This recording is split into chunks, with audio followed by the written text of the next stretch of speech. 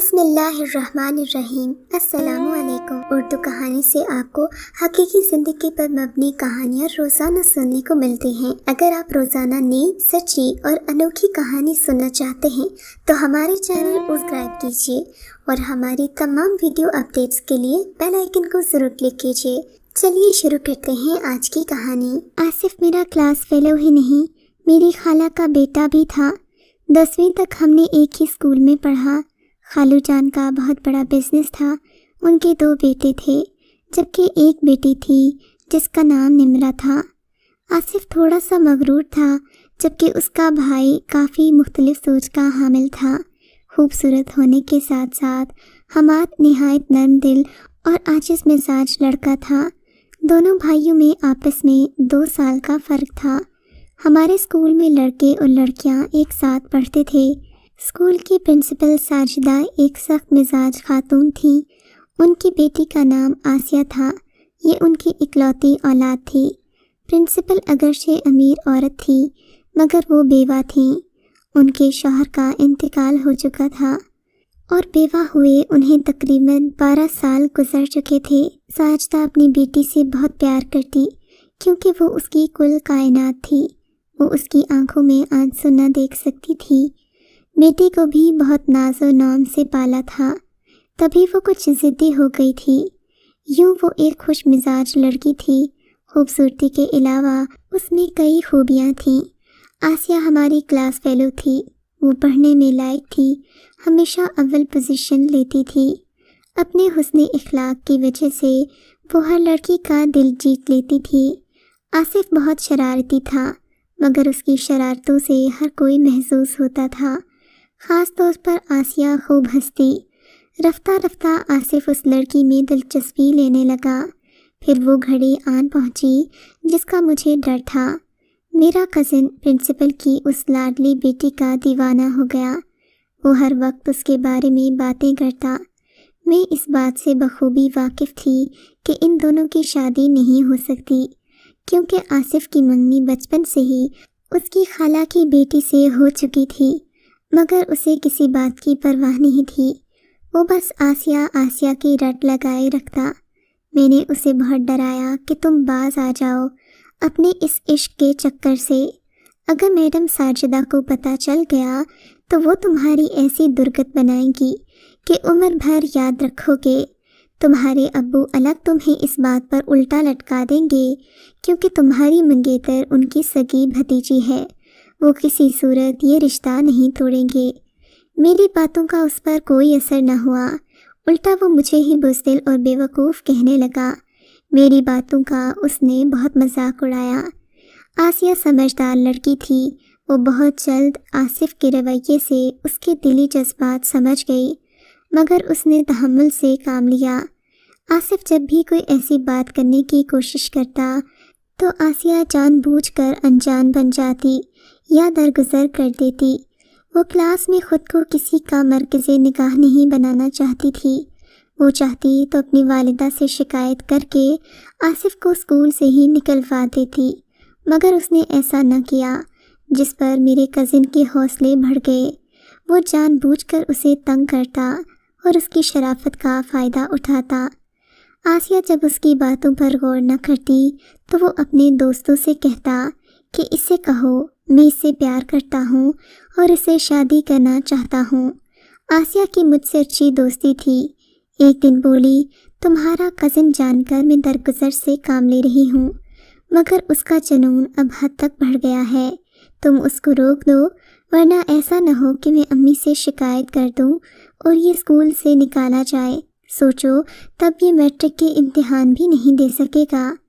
اب کی بار پھر میں نے آصف کو سمجھایا تو وہ میرا مذاق اڑانے لگا، کہنے لگا آسیہ تو خواہ نخرے کرتی ہے، دل ہی دل میں مجھ سے پیار کرتی ہے۔ ایسا نہ ہوتا تو میرے مذاق کرنے پر چپ کیوں رہتی؟ پہلے ہی دن اپنی ماں سے میری شکایت کیوں نہ کر دیتی؟ تم دیکھ لینا، وہ کبھی میری شکایت نہیں کرے گی۔ دوسرے روز میرے سمجھانے کا آصف پر یہ رد عمل ہوا کہ صبح صبح اسکول کے باغ کی ایک کیاری سے گلاب کا پھول توڑ کر آسیہ کے قدموں میں ڈال دیا۔ یہ حرکت اس نے اس وقت کی تھی جب ہم سب اسمبلی سے لوٹ رہے تھے اور کلاس روم میں جا رہے تھے۔ ہماری کلاس قطار میں چل رہی تھی۔ اس کی یہ حرکت دیکھ کر سبھی ہم جماعت حیران رہ گئے۔ اب تو آسیہ کی برداشت کی حد ہو چکی تھی۔ اس نے سب کے سامنے آصف کو برا بھلا کہا اور غصہ دکھایا، جس کی وجہ سے اسے خاصی توہین محسوس ہوئی۔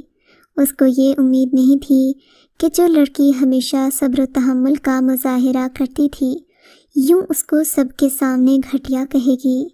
اس واقعے پر آصف پورا دن کلاس میں خاموش اور گمسم بیٹھا رہا۔ اس کی خاموشی کو ساری کلاس نے محسوس کیا، کیونکہ ہنسی مذاق اور شرارتیں اس کا وتیرہ تھا۔ چھٹی کے وقت میرے کہنے پر آسیہ نے آصف سے بات کی اور کہا، مجھے معاف کر دو، میں نے تمہیں گھٹیا اور ذلیل جیسے الفاظ کہے، مگر میں کیا کروں، تم بھی تو باز نہیں آ رہے تھے۔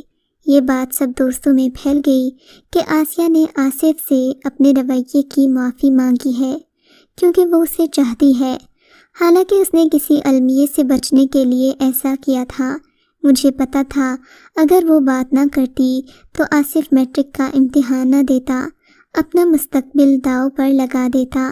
مجھے پتا نہیں کب آسیہ کے دل میں آصف کے لیے جگہ بنی، وہ بھی اس کا خیال رکھنے لگی۔ جب کہ آصف سنجیدہ سا ہو گیا، تب ایک روز میں نے اپنی سہیلی کو بتا دیا کہ آصف کے بارے میں تم سنجیدہ ہو تو یاد رکھنا کہ اس کی بچپن میں منگنی اس کی خالہ زاد سے ہو چکی ہے۔ خالو یہ رشتہ ضرور بحال رکھیں گے۔ جس پر وہ کچھ افسردہ سی نظر آئی، تب مجھے احساس ہوا کہ اس کے دل کو ٹھیس پہنچی ہے۔ میں نے کہا، آسیہ تم رنجیدہ مت ہو، ہر کام میں اللہ کی مصلحت ہوتی ہے۔ شاید تمہاری قسمت میں آصف نہیں کوئی اور لکھا ہو، قسمت کے فیصلے کون ٹال سکتا ہے۔ جب میں نے آصف کو یہ بات بتائی تو وہ بے چین ہو گیا، کہنے لگا، تم نے اسے یہ سب کچھ کیوں بتایا؟ پہلے ہماری آپس میں اچھی انڈرسٹینڈنگ تو ہو جانے دیتی، اب اگر وہ مجھ سے دور ہو گئی تو میں اسے کیسے مناؤں گا؟ اس کے ساتھ ہی اس نے گھر والوں سے لڑنا جھگڑنا شروع کر دیا کہ وہ اپنی منگیتر خالہ زاد سے ہرگز شادی نہیں کرے گا، بہتر ہے یہ منگنی ختم کر دی جائے۔ جب گھر میں ماحول خراب ہوا تو لڑائی جھگڑے کی سی فضا پیدا ہو گئی۔ میں نے سارا حال آسیہ کو بتا دیا۔ اس نے آصف سے کہا، میری خاطر اپنے گھر والوں سے مت لڑو، کیونکہ ماما کون سی نرم دل ہیں، انہیں کیا پتا تمہارا نام سنتے ہی چڑھ جائیں، اسی لیے بچپن کی منگیتر کو مت چھوڑو۔ آصف نے اسے دلائل دیتے ہوئے کہا کہ میں اسے سرے سے پسند ہی نہیں کرتا، میں اس کے ساتھ شادی نہیں کروں گا، بھلے میری تم سے شادی ہو یا نہ ہو۔ آسیہ اب اس سوچ بچار میں تھی کہ وہ اپنی ماں سے کیسے بات کرے اور کیسے اپنے والدین کو منائے۔ اسی اثنا میں اس کے پیپرز ہو گئے۔ نہ جانے کیسے آسیہ نے اپنی ماں کو منا لیا، حالانکہ وہ سخت مزاج خاتون تھیں، مگر اکلوتی بیٹی کے آنسو نے شاید انہیں رام کر دیا۔ ادھر آصف بھی بالآخر اپنی کوششوں میں کامیاب ہو گیا۔ اس کے والدین نے بیٹے کی خاطر بچپن کی منگنی توڑ دی۔ قریبی رشتے بھی متاثر ہوئے، مگر اولاد کا رشتہ سب سے بڑھ کر ہوتا ہے۔ والدین کی وجہ سے بہن بھائیوں کو چھوڑنے پر انسان ہمیشہ مجبور ہو جاتا ہے۔ ایف اے کے بعد آصف اور آسیہ کی منگنی ہو گئی۔ شادی گریجویشن کے بعد ہونا قرار پائی۔ میرا کزن بہت خوش تھا کہ جس حسین چہرے کی تمنا کی تھی اسے در حقیقت پا لیا تھا۔ وہ کالج میں معمولی باتوں پر لڑتے جھگڑتے اور پھر صلح کر لیتے۔ محبت دونوں کے دلوں میں موجود تھی۔ آصف کا ایک دوست انتہائی غلیظ ذہن کا مالک تھا۔ ایک روز اس نے آسیہ سے بات کی، اپنے منگیتر کا دوست سمجھ کر۔ لڑکی نے بھی اس سے بات چیت کر لی۔ وہ لڑکا جس کا نام شارق تھا انتہائی شیطانی ذہن رکھتا تھا۔ جب دونوں باتیں کر رہے تھے، پہلے سے منصوبہ بندی کے تحت اس کے ایک اور ساتھی نے دونوں کی موبائل پر تصویریں لے لیں۔ یہ فوٹو غلط فہمی کا باعث بن گئیں۔ جب اس لڑکے نے آصف کو اپنے موبائل پر دونوں کی تصویریں دکھائیں اور کہا کہ یہ تصویر آسیہ کی فرمائش پر اتاری ہے، تم ایسی لڑکی سے کیوں دوستی کر رہے ہو جو ہر ایک سے باتیں کرتی ہے؟ آصف لاکھ سمجھدار سہی مگر نوجوان اور کم عمر لڑکا تھا۔